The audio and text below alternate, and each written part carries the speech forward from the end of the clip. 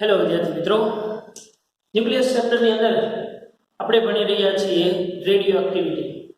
Radio એક્ટિવિટીની અંદર last લેક્ચરની અંદર આપણે ચર્ચા કરી ગયા હતા રેટ ઓફ ડીકે સુધીની, વિભંજન દર અને રેડિયો એક્ટિવિટીનો ક્ષય નિયમ આપણે કમ્પ્લીટ કરી ગયા. હવે એની વાતમાં જો થોડુંક આગળ વધવાનું છે, આજે આપણે જોવાનું છે કે જે મેં લીધેલો સેમ્પલ છે એ સેમ્પલમાંથી જેમ ક્ષય થતો જાય છે તો એની હાફ ઓફ લાઈફ કેટલી છે, એનો અર્ધ આયુ, અડધું આયુષ્ય કેટલું છે, અને એની મીન લાઈફ, સરેરાશ જીવન, એની ચર્ચા કરવાની છે. બે અગત્યની ટર્મ. હવે આયા જે ચર્ચા કરવાની છે એની પહેલા આપણે લાસ્ટ લેક્ચરની અંદર અવિભાજિત ન્યુક્લિયોન્સની સંખ્યા મેળવી હતી. તો અવિભાજિત ન્યુક્લિયોન્સની સંખ્યા માટેનું સમીકરણ આપણે સૌથી પહેલા તો decay rate delta n by delta t is equal to lambda n કરીને મેળવ્યું તો આ બધી વસ્તુ આ મેઇન સમીકરણ છે. અને n પર આપણે minus dn by dt is equal to lambda n કરીને તો યાદ હોવું જોઈએ કે delta n it's become to minus dn, જ્યાં delta n શું દેખાડે છે, ન્યુક્લિયોન્સની સંખ્યામાં થતો ઘટાડો જે હંમેશા ધન હશે, પણ dn છે એ શું દેખાડે છે, ફેરફાર દેખાડે છે. ફેરફાર મતલબ કે અહીંયા એ ફેરફાર ઋણ છે, એટલા માટે આપણે માઇનસ નિશાની આગળ મૂકી દીધી. તો આની ઉપરથી આપણે મેળવ્યું હતું સમીકરણ કે ભાઈ અવિભાજિત આફ્ટર t ટાઈમ અવિભાજિત ન્યુક્લિયોસની સંખ્યા n ઇઝ ઇક્વલ ટુ આપણે મેળવ્યું હતું n0 e raised to lambda t. બરાબર, આ સમીકરણ મેળવ્યું હતું અને એની ઉપરથી rate of decay r is equal to r0 into e raised to lambda t મેળવ્યું કે નહીં. અને આપણે આની ઉપરથી કીધું હતું કે r is equal to n lambda પણ થાય કે નહીં. તો આ બધા રિલેશનો છે એ આપણે લાસ્ટ લેક્ચરની અંદર ચર્ચા કરી ગયા હતા. હવે આજે જે મારે ચર્ચા કરવાની છે એ છે અર્ધ આયુ. અર્ધ આયુ મતલબ કે કોઈ ન્યુક્લિયર સેમ્પલ છે એ ન્યુક્લિયર સેમ્પલનું હાફ લાઈફ. તો બેસિકલી તમને એટલી ખબર પડે કે અર્ધ આયુ એટલે આપણને ખબર પડી જાય કે જો કોઈ માણસ 60 વર્ષ સુધીનો જીવવાનો હોય તો એનો અર્ધ આયુ 30 વર્ષ કહેવાય. બરોબર, તો અહીંયા એની જ વસ્તુ અર્ધ આયુને કઈ રીતે સમજવાની છે અને એક અર્ધ આયુને લઈને આપણા મનમાં શું કન્ફ્યુઝન છે એ વસ્તુ મેં આજે ક્લિયર કરવાની છે. બરોબર, તો અર્ધ આયુ માટે જેને આપણે સંજ્ઞા આપીએ છીએ સ્મોલ t 1/2 વડે દર્શાવીએ છીએ. t 1/2 વડે દર્શાવીએ છીએ, પણ એના માટેનું એક બેસ્ટ એક્ઝામ્પલ હું લઈ લઉં અહીંયા. બરોબર, તો ઉદાહરણથી સમજશું તો આપણને વધારે મજા આવશે. ફોર એક્ઝામ્પલ હું લો કે મારી પાસે કોઈ એક ન્યુક્લિયર સેમ્પલ છે ભાઈ. આ ન્યુક્લિયર સેમ્પલમાં ફોર એક્ઝામ્પલ ન્યુક્લિયોન્સ છે એ કેટલા છે, 12 ન્યુક્લિયોન્સ છે. બરાબર, મતલબ કે અત્યારે t બરાબર 0 સમયે આમાં n0 જેટલા ન્યુક્લિયોન્સ છે, n0 જેટલા ન્યુક્લિયોન્સ છે. તો હવે આ યુરેનિયમનું ઉદાહરણ છે જે આપણે લાસ્ટ લેક્ચરની અંદર ચર્ચા કરી ગયા હતા, એના જ ઉદાહરણની ચર્ચા કરવાના છે. યુરેનિયમની વાત કરીએ તો યુરેનિયમનું સેમ્પલ છે, એમાંથી આલ્ફા કણનું ડીકે થાય છે, વિભાજન થાય છે, ક્ષય થાય છે. તો આ આલ્ફા કણમાંથી રૂપાંતર થઈ તો હવે આમાં રહેલા યુરેનિયમના ન્યુક્લિયસ શેમાં રૂપાંતર થતા જશે ભાઈ, તો કે થોરિયમમાં રૂપાંતર થતા જશે. તો માનો કે આનું આ જ સેમ્પલ હવે કંઈક અમુક સમયમાં જોજો ખાસ, અમુક સમય બાદ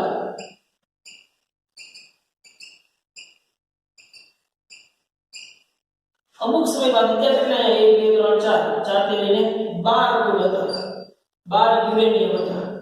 બરોબર, તો t 1/2 જેટલા ટાઈમમાં t 1/2 જેટલા t હાફ બાય 2 નથી, સોરી, t 1/2 ટાઈમની અંદર અહીંયા કુલ 6 યુરેનિયમના અણુ હશે, કુલ 6 યુરેનિયમના અણુ હશે. મતલબ બાકીના જે બીજા છે, ફોર એક્ઝામ્પલ આ એક 1 2 3 4 5 અને આવો એકાદો કોઈ 6. મતલબ આ જે હવે ન્યુક્લિયસો છે એ યુરેનિયમના નથી, હવે શેના છે, થોરિયમના થઈ ગયા છે. મતલબ કે ન્યુક્લિયસની કુલ સંખ્યાના હાફ સંખ્યા થાય, અડધી સંખ્યા થાય, ત્યારે એના માટે લાગતા સમય, હવે માનો કે t બરાબર t1/2 સમય, t બરાબર t1/2 સમય, અત્યારે હવે અહીંયા સંખ્યા કેટલી વધી? અવિભાજિત ન્યુક્લિયસની સંખ્યા n0/2 વધી. ખરેખર અહીંયા n વધવી જોઈએ, તો એ n કેટલી વધી કહેવાય? તો કે n છે ને એ અત્યારે હવે n0/2 જેટલી વધી એમ કહેવાય. સમજાય છે? એનું અર્ધ આયુ આને કહેવાય કે એની પાસે માનો કે 12 યુનિટ્સ 12 લાખ, આપણે આને શું સમજવાનું છે? આની પહેલા કીધું આપણે 12 નથી સમજવાનું, 12 લાખ, 12 બિલિયન, 12 ટ્રિલિયન, બરાબર? તો આ 12 બિલિયન માંથી t1/2 ટાઈમ ની અંદર 6 બિલિયન કે 6 ટ્રિલિયન અણુઓ યુરેનિયમના વધ્યા છે, અને એ અડધા અણુઓની સંખ્યા થવા માટે લાગતા સમય એનો હાફ લાઈફ કહેવામાં આવે છે, એનો અર્ધ આયુકાળ કહેવામાં આવે છે. શું કહેવામાં આવે છે? એનો અર્ધ આયુકાળ. હવે એટલી વસ્તુ ક્લિયર થઈ. ચલો, અર્ધ આયુકાળ આને કહેવાય. તો હવે મારી પાસે સમીકરણ એ છે કે n આ સમીકરણ આપણી પાસે છે n n e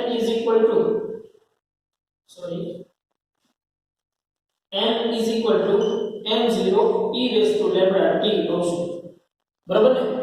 તો હવે n કેટલા થઈ ગયા છે જુઓ જોઈએ. n કેટલા થઈ ગયા છે? t1/2 ટાઈમ માં જ્યારે t1/2 ટાઈમ લો, મતલબ t1/2 ટાઈમ, ત્યારે n કેટલા થઈ જાય છે? n0/2 થઈ જાય છે. અણુઓની સંખ્યા t સમય બાદ, અહીંયા t સમય બાદ અણુઓની સંખ્યા n વધતી થઈ, તો t1/2 સમય બાદ અણુઓની સંખ્યા n0/2 થઈ જાય છે. તો અત્યારે હું આની અંદર n ની જગ્યાએ મૂકું, તો n ની જગ્યાએ મૂકું n0/2 is equal to n0 e raised to lambda t. પણ t ની જગ્યાએ હું લખીશ t1/2 ટાઈમ લખીશ અહીંયા. તો બે બાજુથી n0 કેન્સલ, તો આ તમને આવી રીતનું સમીકરણ મળે 1/2 is equal to e raised to lambda into t ની 1/2 ટાઈમ. પણ જો આ માઈનસ ઘાત છે અને છેદમાં લખું તો પ્લસ ઘાત થઈ જાય. એટલે હવે આનું આ સમીકરણ છે એનો કઈ આ રીતે દર્શાવીશું. તો જુઓ જોઈએ, તો કે ભાઈ 2 is equal to EB lambda t 2 is equal to EB lambda t1/2 કહી શકાય કે કેમ કે આ જે માઈનસ છે આને દર્શાવવો હોય તો 1/2 is equal to 1/e ની પ્લસ ઘાત lambda t ની 1/2. તો આ રીતે દર્શાવી શકાય. હવે અહીંયાથી e ને દૂર કરું તો તમને ખબર છે કે e ને દૂર કરીશ તો આ e આવ્યો તો ક્યાંથી? આ બાજુ ln હતું ત્યારે આવ્યું હતું. e ના આધાર અને e ના ઘાતમાં ફેરફાર કર્યો તો અહીંયા e ના ઘાતમાં આવી ગયું, તો આ બાજુ e ની વસ્તુ e ના આધારમાં આવશે. તો અહીંયા e ની વસ્તુ શું થઈ જશે? ln 2 is equal to lambda t1/2. તો તમને ખબર પડે કે t1/2 is equal to ln 2 upon lambda. બરાબર છે? તો હવે જુઓ જોઈએ, તો કે ભાઈ હવે આના સમીકરણ કઈ આ રીતે લખી ગઈ છે.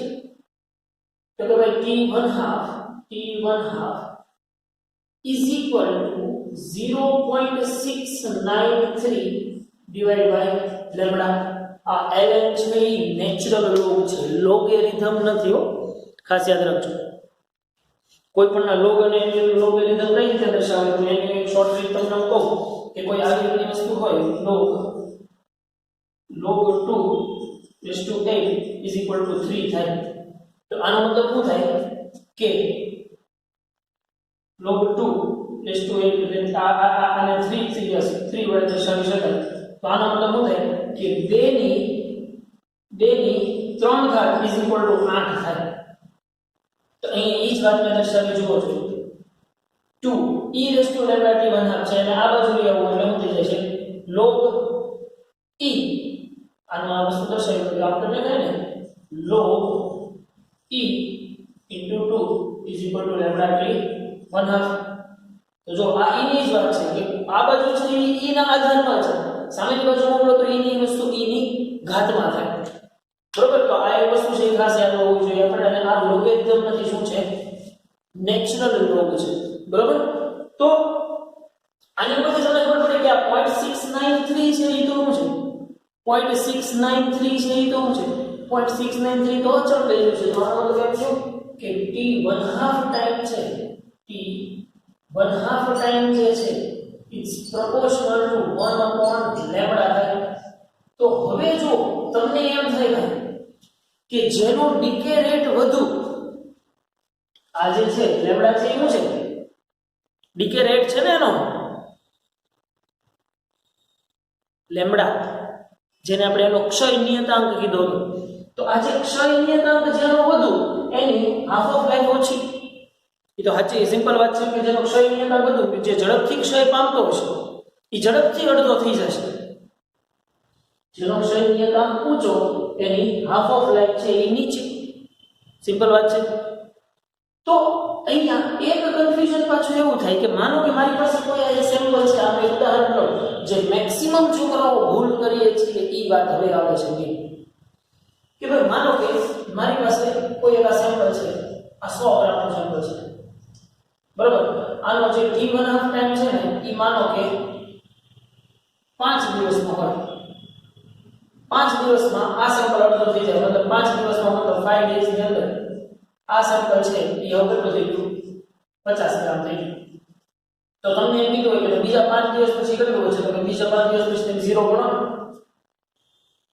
બીજા 5 દિવસ પછી તમને એમ થાય ને કે તો હવે એ સેમ્પલ છે એ 0 ગ્રામ નું થઈ ગયું છે આ 50 ગ્રામ નું હતું હવે આ 0 ગ્રામ થઈ ગયું પણ ખરેખર એક્ચ્યુઅલમાં એવું થશે નહીં જે એનો ક્ષય નિયતાંક છે ઈ ડીકે રેટ સાથે ઘટે છે કઈ રીતે ઘટે છે મતલબ સેમ્પલ છે નાનું થતું જાય છે જો આપણે મેં શું કીધું હતું શરૂઆતમાં તે પહેલા લેક્ચરમાં આપણે વાત કરી હતી બંનેનું સેમ્પલ મોટું લેવાનું છે જેથી કરીને ડીકે રેટ મોટો મળે તો ડીકે રેટ મોટો મળશે જ્યારે સેમ્પલ મોટું હતું પણ કેમ કે સેમ્પલ અડધું થઈ ગયું છે તો સ્વાભાવિક છે કે એનો ડીકે રેટ ઘટ્યો જશે તો એનો ક્ષય નિયતાંક છે એ પણ ઘટશે તો આનો મતલબ આની પરથી તમે કહી દો કે એનો ક્ષય નિયતાંક ટાઈમ ઉપર આધાર રાખે છે કે જેમ સમય વધતો જશે એમ એનો ક્ષય નિયતાંક પણ ઘટતો જશે આની પર તમને એટલી ખબર પડે ને t1/2 ટાઈમ t અને 1/λ ટાઈમ t પ્રોપોર્શનલ ટુ 1/λ એટલે જેમ સમય વધતો જશે એમ એનો ક્ષય નિયતાંક ઘટતો જશે કેમ કે એમાં number of sample number of ન્યુક્લિયોન્સની સંખ્યા ઘટતી જાય છે જો અહીંયા યુરેનિયમ 6 લીધા તો એનું ડીકે રેટ યુરેનિયમ 6 ને પડેલા છે તો એની પછી અમુક સમય બાદ યુરેનિયમના 4 અણુ કરે છે તો 4 ને અકોર્ડિંગ એનો ક્ષય નિયતાંક છે એટલે જેમ સમય વધતો જાય છે એમ ડીકે રેટ જેમ સમય વધતો જાય છે એમ એનો ક્ષય નિયતાંક છે એ પણ ઘટતો જાય છે એટલે આ એક વસ્તુને ખાસ કંઈક નોંધી લેવી કે ભાઈ જેમ ટાઈમ વધે એમ લેમ્ડા છે ને એ ઘટે છે મતલબ એનો ક્ષય નિયતાંક છે એ ઘટે છે એની માટે એક બેસ્ટ આપણે એક આલેખની મદદથી એની વાત સમજવાની કોશિશ કરીએ ચલો કે ભાઈ આ ટાઈમ વર્સિસ નંબર ઓફ ન્યુક્લિયોન્સની સંખ્યા કરીએ છીએ ટાઈમ વર્સિસ નંબર ઓફ ન્યુક્લિયોન્સની વાત કરીએ છીએ તો અત્યારે શરૂઆતમાં અહીંયા શું છે t 0 ટાઈમ છે t બરાબર 0 સમયે n વધુ થશે જેમ સમય વધતો જશે એમ આ યુરેનિયમ છે ઘટતા થોરિયમ થતા જશે ને જેમ ટાઈમ વધતો જશે એમ આ યુરેનિયમ છે શેમાં ફેરવાતા જશે થોરિયમમાં ફેરવાતા જશે તો એ જે છે ને એ આવી રીતે રેખીય નથી ઘટતો પણ આવી રીતે કંઈક ઘટાડો થાય છે મતલબ તમે એક વસ્તુ જુઓ ને અહીંયા n હોય ને તો માનો કે અહીંયા શું છે n0/2 હશે તો જુઓ જોઈએ n0/2 તો ત્યારે અહીંયા જે તમને ટાઈમ મળશે ને એ ટાઈમ કયો થશે t1/2 ટાઈમ થશે કે નહીં તો હવે તમારી પાસે સેમ્પલમાં કેટલા વધ્યા છે તો કે સેમ્પલમાં n0/2 જેટલા વધ્યા છે તો હવે તમારે n0/4 કરવા માટે જો જેથી આનાથી અડધું મતલબ આટલું કરવા માટે મતલબ અહીંયા શું થઈ જશે અહીંયા થઈ જશે n0/4 તો એના માટે લાગતો સમય કેટલો થશે તો કે e twice of t1/2 થશે twice of t1/2 એટલે કે હવે તમારે શું સમજવાનું છે અહીંયા આની આ જ વસ્તુ હું તમને સમજાવું આ એક્ઝામ્પલ માટે 100 ગ્રામ હતું ચલો 100 ગ્રામ હતું e આ તો આપણે વધારે લઈએ છીએ પણ 100 ગ્રામ એક્ઝામ્પલ તરીકે લીધું છે તો માનો કે e 5 કલાકની અંદર ઈ 50 ગ્રામ થઈ જાય છે. તો બીજી 5 કલાક બાદ તમને એમ થઈ જાય કે 0 થઈ જશે, પણ બીજી 5 કલાક બાદ એ 0 થશે નહીં, પણ એટલા સમયમાં, મતલબ આ જે છે એનો છે t1/2 ટાઈમ છે, તો twice of t1/2 ટાઈમમાં, મતલબ આની પછીના t1/2 ટાઈમની અંદર આનો આ સેમ્પલ છે ને, સોરી આ 50 ગ્રામ, તો આનો આ સેમ્પલ છે ને એ 25 ગ્રામ થશે. સમજાય છે? હવે એની પછીના બીજા નેક્સ્ટ t1/2 ટાઈમની અંદર આનો આ સેમ્પલ છે ને એ કેટલો થઈ જશે? 12.5 થઈ જશે. મતલબ કે આના માટે n0 જે છે એ આ હતું, આના માટે n0 આ હતું, આ છે n0/2 છે. તો આના માટે n0 કેટલું રહેશે? n0/2 રહેશે. મતલબ કે t1/2 સમય બાદ જે તમે સમય ગણો છો ઈ સમય માટે મૂળ સેમ્પલમાં કેટલું વધ્યું છે ઈ એનો n0 થશે. તો હવે એના અડધા થશે, પછી પાછા એના અડધા થશે. તો તમે એક વસ્તુ સમજી ગયા કે જો અહીંયા છે ને 100 માંથી 50 થવા માટે 5 કલાક લાગી છે, પછી 50 માંથી 25 થવા માટે બીજી 5 કલાક લાગી, પાછા 25 માંથી બીજા 12.5 થવા માટે બીજી 5 કલાક લાગી. મતલબ કે તમે સમજી ગયા કે અહીંયાથી અહીંયા સુધી પહોંચવા માટે 10 કલાક લાગી. તો તમને એક વસ્તુ ખબર પડી અહીંયા કે જો સમય વધે છે એમ લેમ્ડા ઘટે છે, મતલબ કે એનો ક્ષય નિયતાંક છે એ શું થાય છે? ઘટે છે. એટલે ખાસ આ વસ્તુ જે છે એ યાદ રાખી લેવાની છે આપણે કે જેમ એક્ઝામ્પલ માટેની બધી વાત કે જેમ ટાઈમ વધે છે એમ લેમ્ડા ઘટે છે. એનો મતલબ એમ થાય કે લેમ્ડા ક્ષય નિયતાંક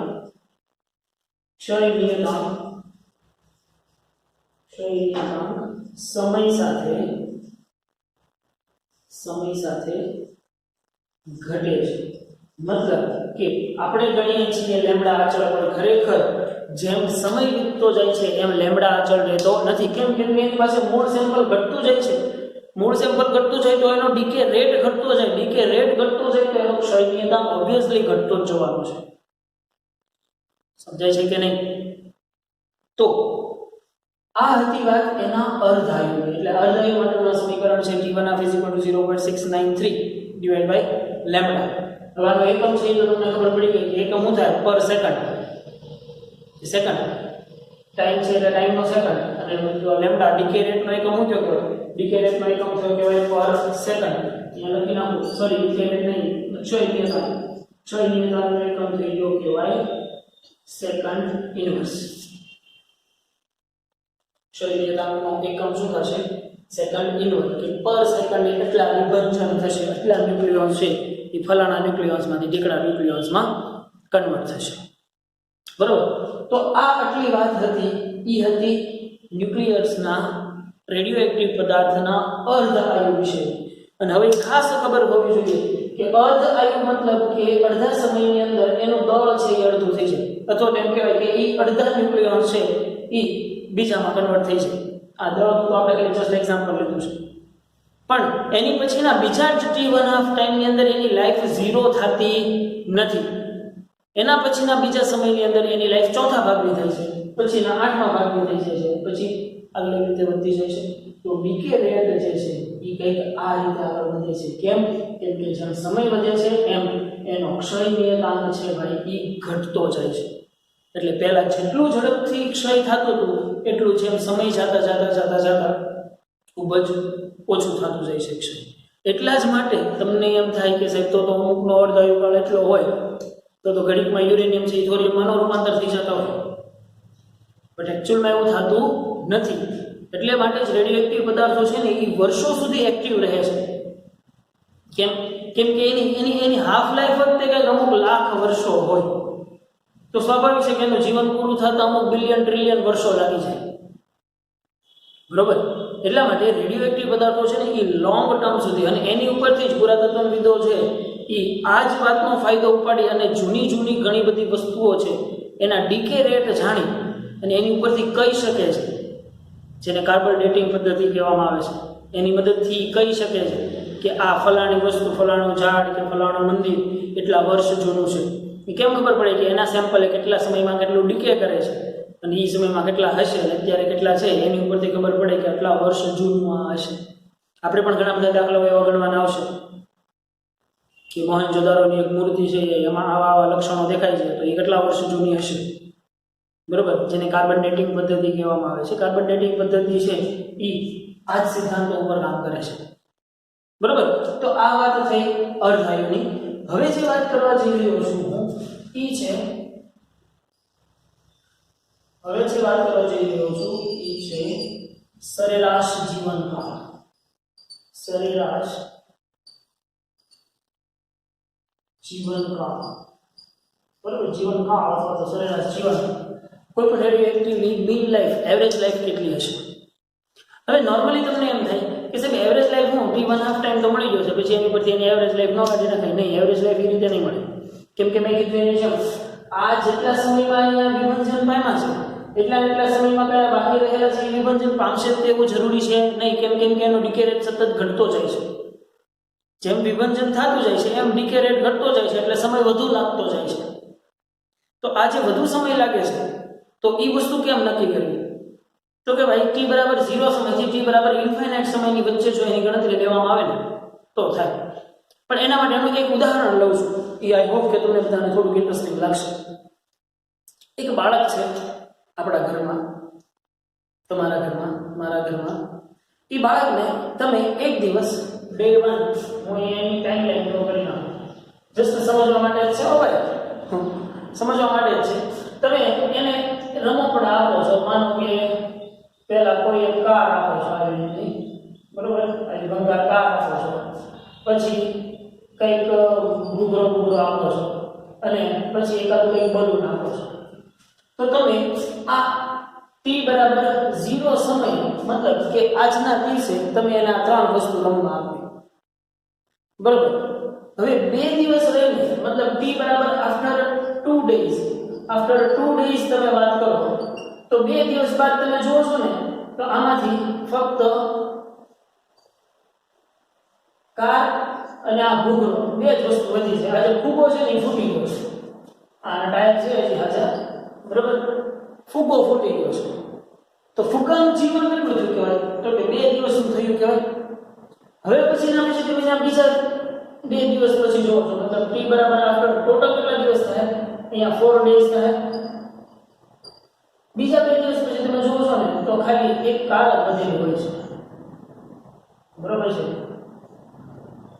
આ એક મર્સિડીઝ જ વધેલી હોય છે, બાકી ઘૂઘરો તે દિવસે તૂટી ગયો. અને એની પછીના બીજા 2 દિવસ પછી જોવો છો ને તો t બરાબર બીજા 6 ડેઝ બાદ તમે જોવો છો ને તો કાર કાંઈ નથી હોતી, કાર તૂટી ગઈ હોય છે. તો તમે પહેલા દિવસે 3 રમકડા આપ્યા ને, તો એ 3 રમકડામાંથી આ 3 રમકડાના આધારે એનું જીવન કેટલું નક્કી થયું? તો કે ભાઈ તમે એક વસ્તુ કરશો કે ભાઈ ફૂગો છે, ફુગાનું કેટલું જીવન છે? તો કે ભાઈ ફુગાનું જીવન 2 દિવસ છે. પ્લસ મારે કુલ જીવન જોતું હોય, પહેલા તમારે કુલ જીવન ગોતવું પડશે. જો અને આ જ પદ્ધતિ આપણે એપ્લાય કરવાના છીએ આમાં ન્યુક્લિયસની અંદર. એટલે આ ઉદાહરણને થોડુંક માઇન્ડથી સમજજો. છે હાવ પપ્પુ જેવી વાત, પણ તમને મટીરિયલની અંદર ને અત્યારે રીતે હું ગોળ કરીને જ લઈ શકું. એટલે પહેલા હું ગોતું કે કુલ કેટલું જીવા, બધા થઈને કેટલું જીવા? તો કે ભાઈ ફુગો કેટલા દી? 2 દિવસ જીવો. તો કે ભાઈ ફુગાનું જીવન 2 દિવસ, પ્લસ ઘૂઘરો છે, ઘૂઘરો કેટલા દિવસ જીવો? તો કે ભાઈ કુલ 4 દિવસ જીવો. તો કે ભાઈ એનું જીવન 4 દિવસ, અને પ્લસ કાર છે એ કેટલા દિવસ છે? તો કે 6 દિવસ છે. તો આનું કુલ જીવન કેટલું થયું ભાઈ? તો કે 6 ને 4 10 ને 12 દિવસ થયું. કુલ જીવનની વાત છે, કુલ જીવનની વાત છે. કુલ કેટલા દિવસનું જીવન થયું? તો કે 12 દિવસનું જીવન થયું. વસ્તુ કુલ કેટલી છે? 3 છે. તો કે ભાઈ આનું સરેરાશ જીવન કેટલું થયું? સરેરાશ જીવન કેટલું થયું? તો કે ભાઈ સરેરાશ જીવન છે એ 12/3. વસ્તુ આઇટમ્સ કેટલી છે? 3 છે આઇટમ્સ, મતલબ વસ્તુઓ.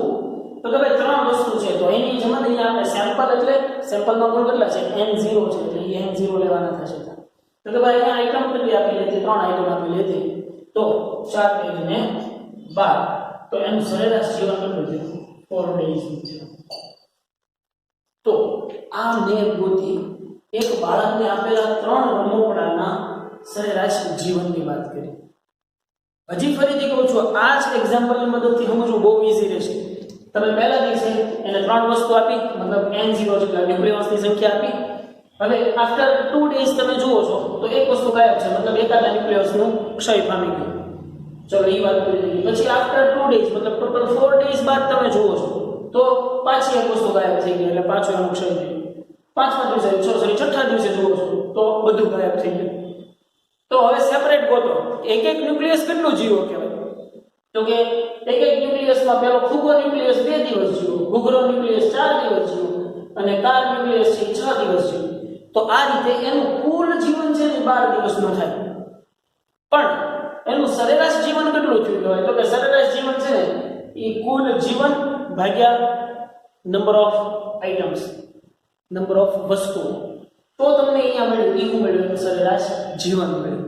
હવે આ જ કન્સેપ્ટનો ઉપયોગ કરી અને આપણે ન્યુક્લિયસના સરેરાશ જીવનની ચર્ચા કરવાની છે. બરોબર? તો આની આ જ વસ્તુનો આપણે ઉપયોગ કરી અને એના સરેરાશ જીવનની ચર્ચા કરીએ ભાઈ.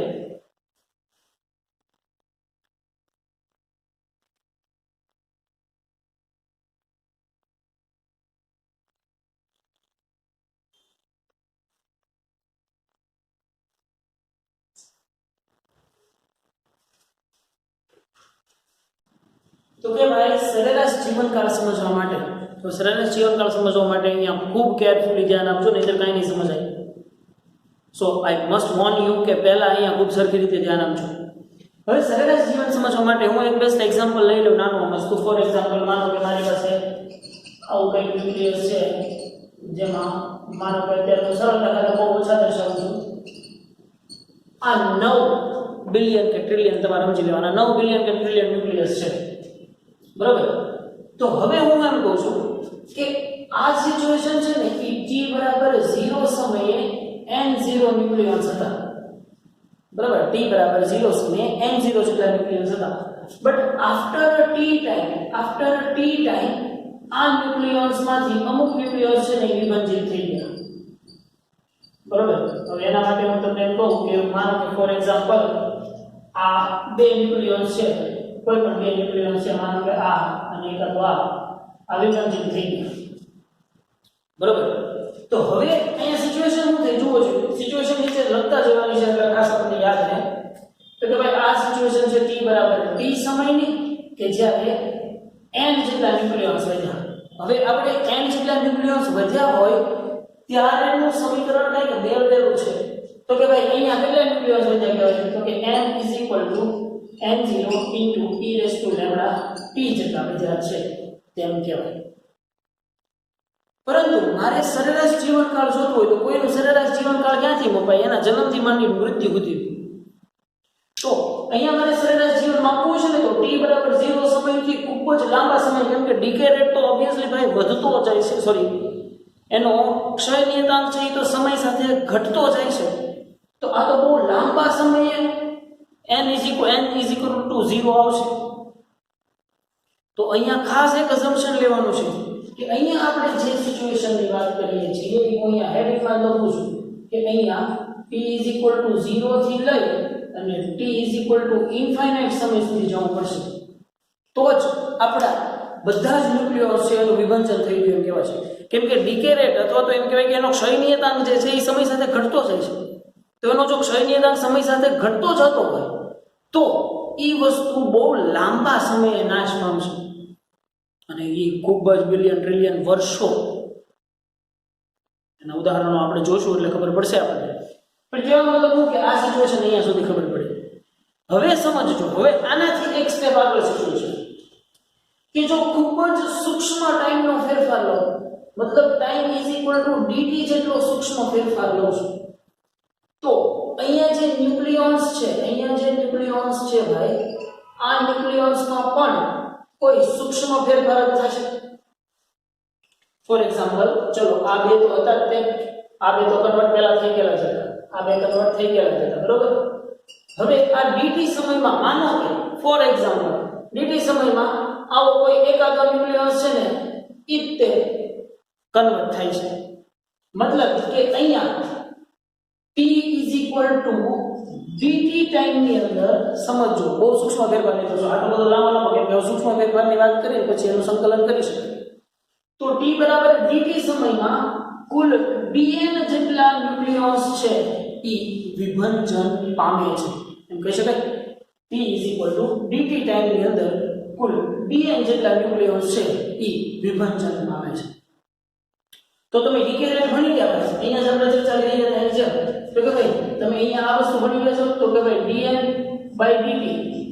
dt લેમ્બડા n થશે હવે શું કામ લેમ્બડા n થશે જુઓ હવે અહીંયા તમે લેમ્બડા n0 તમે લખી શકો પણ અહીંયા વાત પહેલા જે કરવા જઈ રહ્યા છે એની વાત કરીએ ચાલો n0 નથી નાખીએ તો કન્ફ્યુઝન કરે તમને એ પ્રશ્ન ઉભો થાય કે સાહેબ અહીંયા તો -dn dt આપણે લાસ્ટ લેક્ચર ની અંદર ચર્ચા કરી ગયા હતા ત્યાં ઈ જે છે ઈ ઘટાડો દર્શાવતો પણ અહીંયા મેં ઋણ નિશાની શું કામ નથી લીધી કેમ કે ફેરફાર નો ડાઉટ ડેલ્ટા t લિમિટ 0 છે એટલે સૂક્ષ્મ ફેરફાર જ થયો પણ અહીંયા હું dn કોને કહું છું જે એક નાનકડો મસલો ફેરફાર થયો છે ને એની વાત કરું છું એટલા માટે ઈ જે વધારો છે ઈ આવા બિલિયન્સ ઓફ અને ટ્રિલિયન્સ ઓફ ન્યુક્લિયન્સ ની સાપેક્ષે ઈ ફેરફાર નેગ્લિજેબલ ગણાય ઈ ફેરફાર બિલિયન અને ટ્રિલિયન ટાઈમ અને બિલિયન અને ટ્રિલિયન નંબર ઓફ ન્યુક્લિયન્સ ની સરખામણીમાં એને નેગ્લિજેબલ ગણી શકાય એટલા માટે મેં અહીંયા નેગેટિવ કન્સિડર કર્યા નથી તો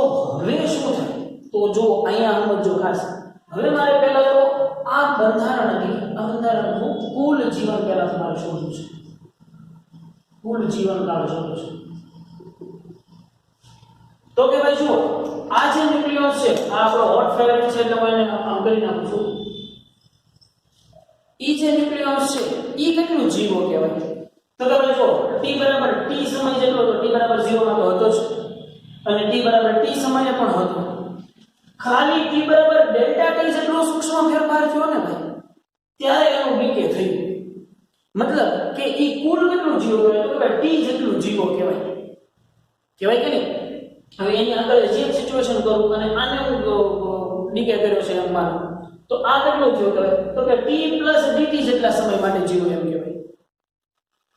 કહેવાય કે નહીં તો કુલ જીવનકાળ કે જેને હું કુલ જીવનકાળ એને હું અલગ સંજ્ઞા આપણે આપવી પડશે કુલ જીવનકાળ ને સંજ્ઞા આપો તો કુલ જીવનકાળ લખ્યા છે તો વાંધો નથી તો કે ભાઈ કુલ જીવનકાળ કેટલો થશે આનો કુલ જીવનકાળ તો કે ભાઈ કુલ જીવનકાળ જે છે ઈ સમજવા માટે તો કે ભાઈ આ જે dn જેટલો ટુકડાની વાત કરીએ છીએ અહીંયા બરોબર આ dn જેટલા નાનકડા અવસ્થા ન્યુક્લિયસના ખંડોની ચર્ચા કરીએ છીએ તો એનો કુલ જીવનકાળ છે ને કુલ જીવન આપણે કુલ જીવન રાખીએ તો કે કુલ જીવન છે ને ઈ ટાઈમ t dn જેટલો કહેવાય મતલબ આ dn જેટલો આ જે dn નામનો એક નાનકડો વસ્તુ ન્યુક્લિયસ છે એને dn નામ આપી દીધું છે સમજી લો કરવાનું ઈ કુલ કેટલું જીવન તો કે t ટાઈમ જેટલું જીવન તો આવા તો ઘણા બધા ન્યુક્લિયસ અંદર હશે તો તમે જુઓ છો તો કે આની ઉપરથી તમે મેળવો અહીંયા n0 ની આવે સોરી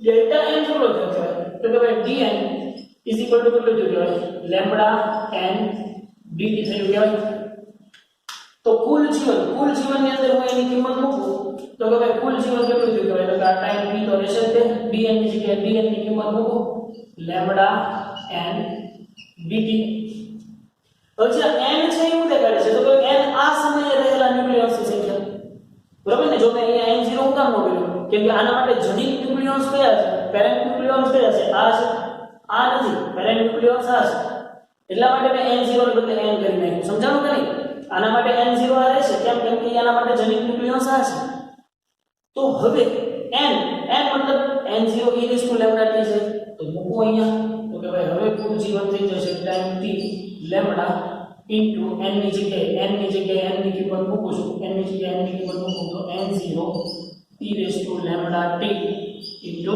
dt બરાબર તો તમને જે અહીંયા મળ્યું છે ઈ આનું કુલ જીવન મળ્યું છે કુલ જીવન છે ઈ આટલું થાય આ સેમ્પલ પણ મારે એની સરેરાશ જીવનની ચર્ચા કરવી છે તો હવે સરેરાશ જીવન માટે હું કરું તો કે ભાઈ dt સમયની અંદર આટલું કુલ જીવન હતું મારે સરેરાશ જીવન માટે પહેલા તો જે આ ટર્મ્સ આવી છે ને મારે વિકલ્પ સ્વરૂપમાં છે એટલે મારે પહેલા આ જે કુલ જીવન છે ને એને પણ મારે શેમાં ફેરવવું પડશે સંકલનમાં કરવું પડશે તો ભાઈ હું સંકલનની અંદર લખું તો કે સંકલનમાં time t lambda n0 e raise to lambda t into dt.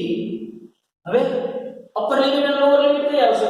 તો કે અપર લિમિટ અને લોઅર લિમિટ ની અંદર લોઅર લિમિટ t બરાબર 0 સમયથી અપર લિમિટ t ઇન્ફાઇનાઇટ સમયની વાત આવશે. આપણે સિચ્યુએશનની વાત કરીએ ને કે સરેરાશ જીવનકાળ આપણે ક્યાંથી માંગશું કે જ્યાં n બરાબર 0 થી n = 0 નો થઈ જાય ત્યાં સુધી. તો કે ભાઈ n = 0 થવા માટે તો ખૂબ જ લાંબો સમય લાગે છે. કેમ કે વિભજન દર છે સતત ઘટતો જાય છે, વિભજન દર સતત ઘટતો જાય છે, ક્ષય નિયતાંક સતત ઘટતો જાય છે. તો એ ખૂબ લાંબા સમય સુધી સેમ્પલ જીવવાનું છે. તો હવે આ સમીકરણમાંથી અચળ હું બાદ કરી દઉં, લેમ્બડા n0 અચળ કરીને બાદ કરી દઉં. તો આ t બરાબર 0 સમયથી t ઇન્ફાઇનાઇટ ટાઈમ માટે સંકલનની અંદર t into e raise to lambda t into dt એટલું કર્યું છે. હવે આનું સાદુરૂપ જે છે, આ સમીકરણનું સાદુરૂપ છે એ ખૂબ જ લાંબુ અને મોટું થાય એમ છે. એટલા માટે જ તમને ટેક્સ્ટબુકની અંદર પણ કીધેલું છે કે ભાઈ આના સાદુરૂપને આપવું જરૂરી છે નહીં. એટલા માટે આપણે અહીંયા એનું સાદુરૂપ આપતા નથી. અને આના આટલા બરાબર શું થશે ને એ એક વસ્તુ તમે યાદ રાખી લો તો વધારે બેટર રહેશે. તો કે જ્યારે ભાઈ સંકલનમાં 0 થી ઇન્ફાઇનાઇટ સુધીનું t into e raise to lambda t into dt આવશે ત્યારે એનું સંકલન જે છે એ 1 લેમ્બડા સ્ક્વેર મળશે. આટલાનું સંકલન જે છે એ શું મળશે? 1 લેમ્બડા સ્ક્વેર મળશે. તો હવે હું આ સમીકરણની અંદર એનું કિંમત મૂકું તો કે ભાઈ હવે કુલ જીવન કેટલું થયું કહેવાય? તો કે ભાઈ કુલ જીવન કેટલું થશે? લેમ્બડા ઇન્ટુ n0 અને આનું સંકલન આવે છે 1 લેમ્બડા સ્ક્વેર આવે છે. તો કુલ જીવન કેટલું થયું કહેવાય? તો કે કુલ જીવન થયું કહેવાય n0 લેમ્બડા થયું કહેવાય. આ થયું એનું કુલ જીવન. આ શું થયું? એનું કુલ જીવન થયું, ટોટલ લાઈફ એવરેજ. બરોબર. પણ મેં કીધું એની જેમ છે કુલ કેટલા? n0 જેટલા છે. તો આપણે જો આની પહેલા જે ઉદાહરણ લીધું હતું એમાં શું કર્યું હતું? કુલ જીવન ભાગ્યા નંબર ઓફ આઇટમ્સ. તો અહીંયા નંબર ઓફ આઇટમ્સ કેટલી છે? n0 છે. તો અહીંયા વાત કરી નાખું ભાઈ હું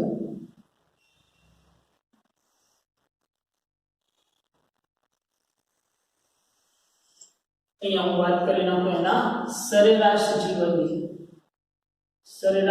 જીવનની કે જેને હું હવે ટાઉ વડે દર્શાવીશ. શેના વડે દર્શાવીશ? સરેરાશ જીવનને ટાઉ વડે દર્શાવું તો સરેરાશ જીવન ટાઉ શું થઈ જશે?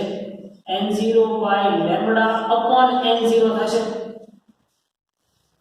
સરેરાશ જીવન બરાબર કુલ જીવનના છેદમાં number of items. Number of items કેટલી છે? તો કે n0 સુધી નંબર ઓફ આઇટમ્સ છે તો ભાગ્યા n0. તો એની સરેરાશ લાઈફ ટાઉ તમને મળે 1 લેમ્બડા, જેને કહેવામાં આવે છે એનું સરેરાશ જીવનકાળ. તો હવે આની ઉપરથી તમે એક વસ્તુ સમજાવાય કે જો લેમ્બડા છે શું છે? લેમ્બડા છે શું છે? એનો ક્ષય નિયતાંક છે. તો જેમ ક્ષય નિયતાંક વધુ એમ એનો સરેરાશ જીવન ઓછું. કેમ કે ક્ષય નિયતાંક જેનો વધારે એનો મતલબ શું થાય કે જેનો ક્ષય નિયતાંક વધુ એટલે વધારે ઝડપથી ડીકે થશે, વધારે ઝડપથી વિભંજન થશે, વધારે ઝડપથી ક્ષય પામશે. તો જે વધારે ઝડપથી ક્ષય પામતો હોય એનો સરેરાશ જીવન તો કેવું થાય? નીચે જ આવે. મતલબ કે કોઈ એક દેશ છે એમાં ઝડપથી બધાના મૃત્યુ પામતા હોય તો એ દેશનું સરેરાશ જીવન આયુષ્ય છે એ કેવું થઈ જાય? નીચું આવે કે નહીં? તો અહીંયા એની જ વાત છે કે જો ન્યુક્લિયસ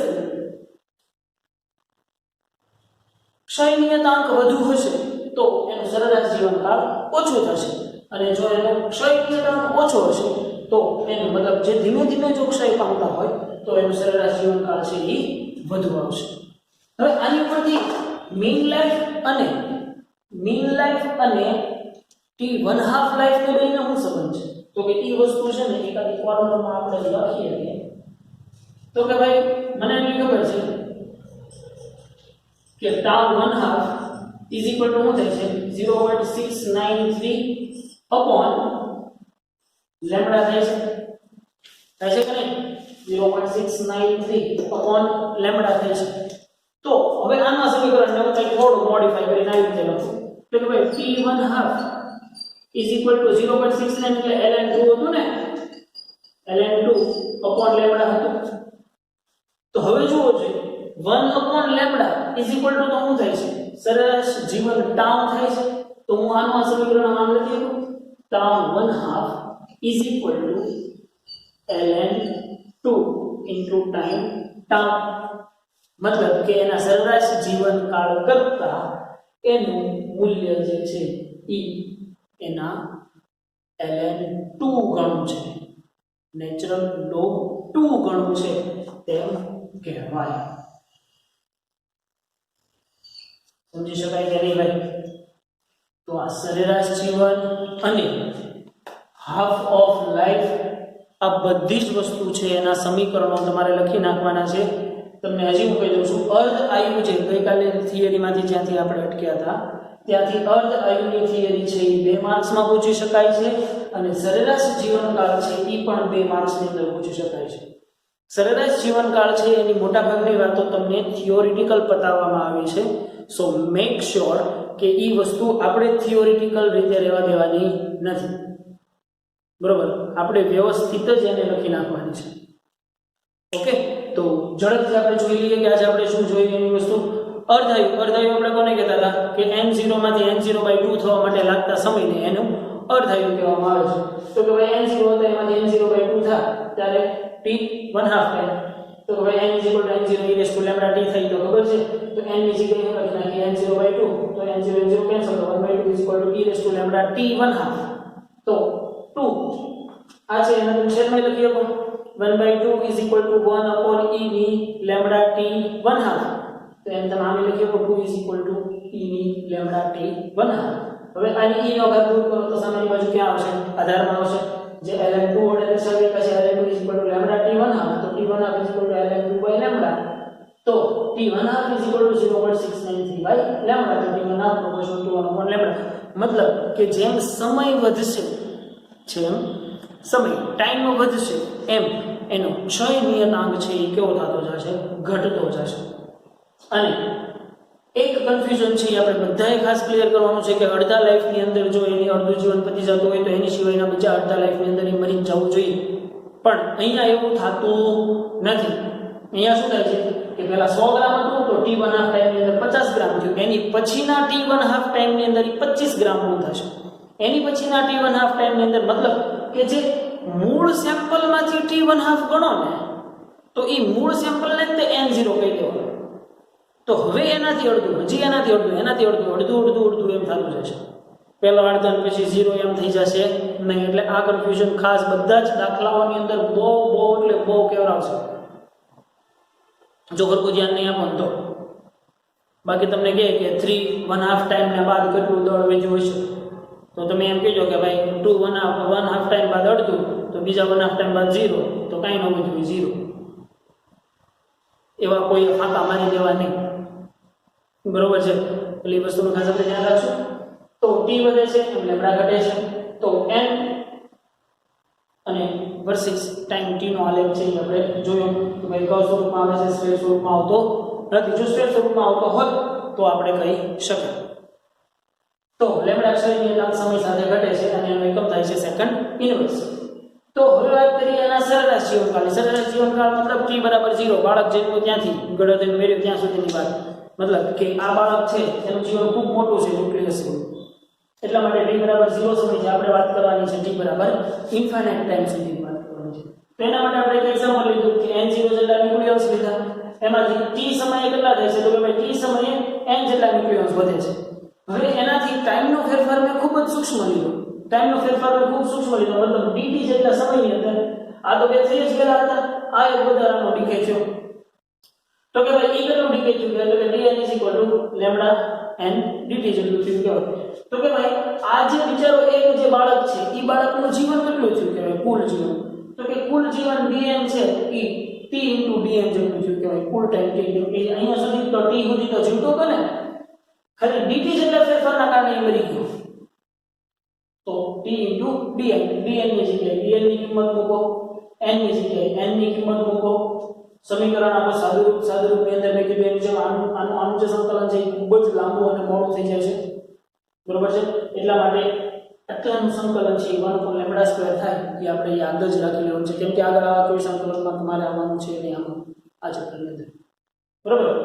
એની ઉપરથી એનું સરેરાશ જીવન કુલ જીવન મળ્યું અને n0 બાય લેમ્ડા મળ્યું. સરેરાશ જીવન તો કે સરેરાશ જીવન એટલે શું થાય? કુલ જીવન ભાગ્યા નંબર ઓફ આઇટમ્સ, કુલ જીવન ભાગ્યા number of item n0 cancel કરવાનો લેમ્ડા. તો આ તમને મળ્યું એનું સરેરાશ જીવન મળ્યું. પછી આપણે મેળવ્યું સરેરાશ જીવન અને ટાઈમ t1 હાફ વચ્ચેનો સંબંધ, તો કે t1 half ln2 time t.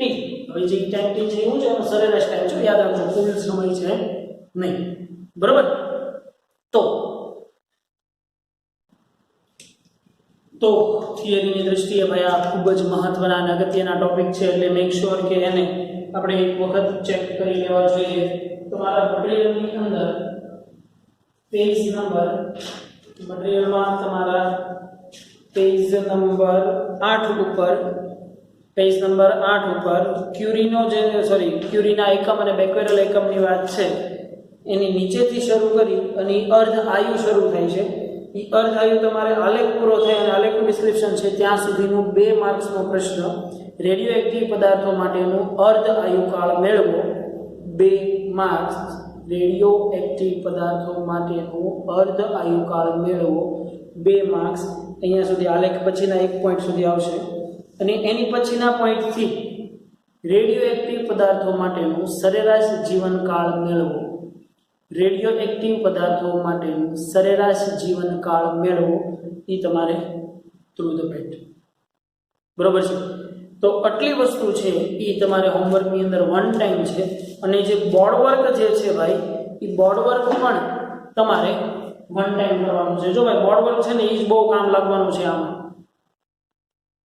કેમ કે જો થિયરી મેં એ માટે જ આ વખતે આમાં વાંચવાની અવોઇડ કરી છે. થિયરી તમે બધા તમારી રીતે જાતે વાંચી લેશો, કેમ કે લગભગ કોઈ point I don't think so miss થયો છે. બધી જ વસ્તુ આપણે ખૂબ સારી રીતે ક્લિયર કરેલી છે. પણ જો બોર્ડ વર્ક સાથે હશે ને તો એક એક્ઝામ્પલ સ્વરૂપે, ઉદાહરણ સ્વરૂપે તમે એને સમજતા શીખશો. તો જેટલું તમે તમારી રીતે એને સમજતા શીખશો ને એટલી વધારે તમને દાખલાઓમાં એપ્લિકેશન આપવામાં મજા આવશે, બરોબર. એટલે મેક શ્યોર ભાઈ કે અહીંયા જેટલું બોર્ડ વર્ક છે ને એ બધું બોર્ડ વર્ક છે ને એ એક પેજમાં લખવાનું છે. લાસ્ટ લેક્ચરની અંદર હતું એ એક પેજમાં ઉતારી નાખો, એની પાછળના પેજની અંદર એક બીજું ઉતારી નાખો આ, અને એને આપણું જે રેડિયો એક્ટિવિટી વાળું છે તે ઉપર 2 સ્ટેપલરની પીનો મારી દો. એટલે એક્ઝામ વખતે કે ટેસ્ટ વખતે તમારે વાંચવામાં સરળતા રહે, બરોબર. સો મેક શ્યોર કે બધાએ આ મટીરિયલની અંદર આ એક વસ્તુ તો કરેલી જ હોવી જોઈએ. હવે નેક્સ્ટ લેક્ચરની અંદર છે એ આપણે આ જ બધી વસ્તુઓને આગળ લઈને આપણે એના MCQ અને દાખલાઓ ઉપર અટેક કરવાનો છે. પછી આપણે એની પછીના નેક્સ્ટ લેક્ચરની અંદર આલ્ફા, બીટા અને ગામા અક્ષરોની ચર્ચા છે એ કરવાના છે. પણ આ બધી વસ્તુ ક્લિયર હશે તો દાખલાઓ ગણવાની મજા આવશે, બરોબર. અને હું વારંવાર તમને કહેતો હોઉં છું કે ભાઈ ક્લિયર કરો. આમાંથી ઘણા બુધાઓ જે છે એ તો એમ દઈને બેઠા છે કે હવે પછી સ્કૂલે જાઉં ત્યારે સાહેબ કાંઈ ફરતી રિવિઝનનું કરાવશો. રિવિઝનમાં પણ તમને હું આ જ વિડીયો દેખાડવાનો છું. એટલે એ સમય બગાડવા કરતા અને એ સમય વધ્યો પણ નહીં હોય, બરોબર. એટલી વસ્તુ માઇન્ડ કરજો કે એ સમયે એટલો સમય વધ્યો પણ નહીં હોય. તમારે બોર્ડની પ્રિપેરેશન કરવાની છે, નીટની પ્રિપેરેશન કરવાની છે, અને ફિઝિક્સનો એક સબ્જેક્ટ તો છે નહીં, બીજા ઘણા બધા સબ્જેક્ટો છે. એટલે એવા કોઈ ખોટા વહેમમાં ન રહેવું કે આ બધી વસ્તુ પછી આમ થઈ જશે, બધી વસ્તુ પછી તેમ થઈ જશે. નો ડાઉટ, નાના મોટા ડાઉટ છે આપણે સોલ્વ કરી નાખીએ, ઓકે.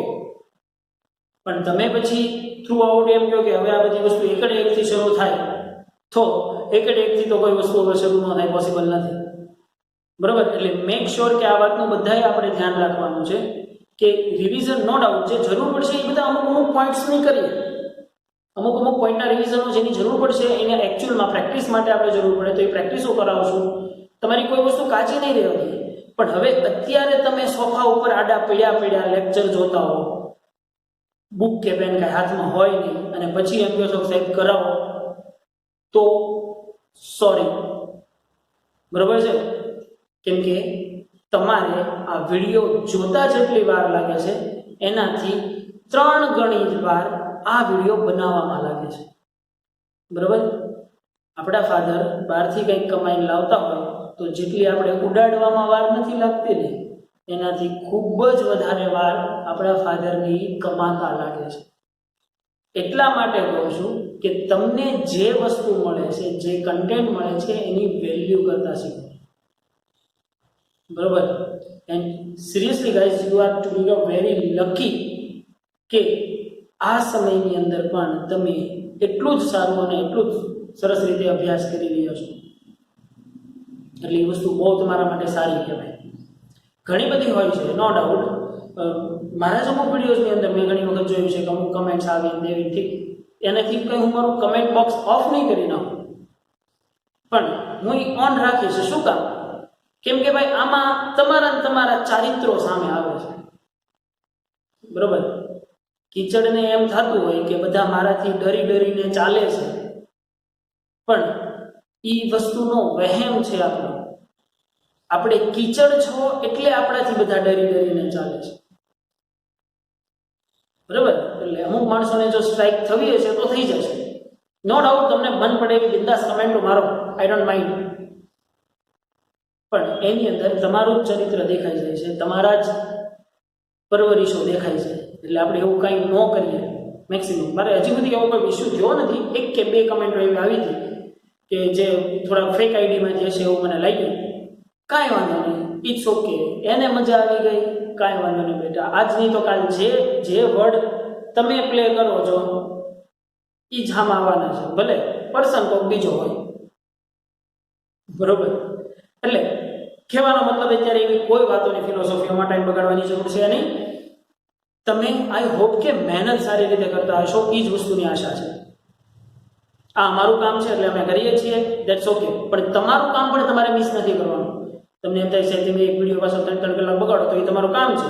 તો એ વસ્તુ જો તમે અમને કહી તો અમે પણ તમને કહી શકીએ કે તમે લેક્ચર ભરો છો, માર્ક્સ સારા આવવા જોઈએ, એ તમારું કામ છે. રાઈટ? તો આપણે બધા ભાઈ આ સમયનો ખૂબ સારો એવો ઉપયોગ કરી અને બને એટલી મેક્સિમમ વસ્તુઓને ક્લિયર કરતા શીખીએ. બરોબર? તો આજના લેક્ચરની અંદર રાખીએ ભાઈ આપણે અહીંયા સુધી. મળીએ પાછા નેક્સ્ટ લેક્ચરથી.